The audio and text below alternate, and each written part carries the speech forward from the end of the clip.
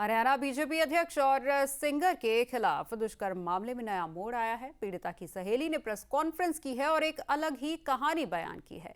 पीड़िता की सहेली ने कहा कि मेरी सहेली और उनके बॉस हम तीनों जुलाई 2023 में कसौली गए थे। हम तीनों सिंगर रॉकी मित्तल से मिले, लेकिन ये नॉर्मल मुलाकात थी। मुलाकात के बाद मित्तल वहां से चले गए थे।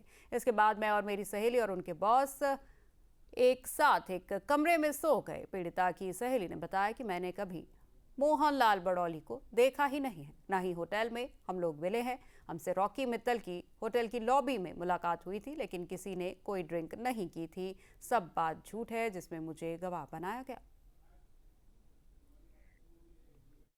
हम कसौली गए थे घूमने के लिए नॉर्मली।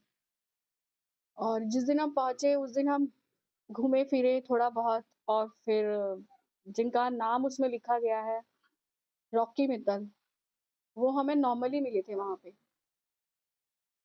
क्योंकि वो सिंगर थे, उनके भी काफ़ी सॉन्ग्स वगैरह हैं यूट्यूब पे, देशभक्ति के वो गाने गाते हैं, भजन वगैरह।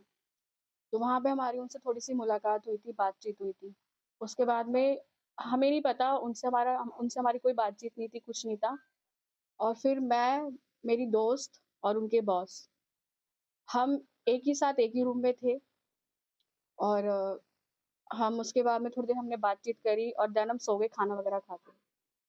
उसके बाद में हम अर्ली मॉर्निंग वहाँ से निकल गए थे।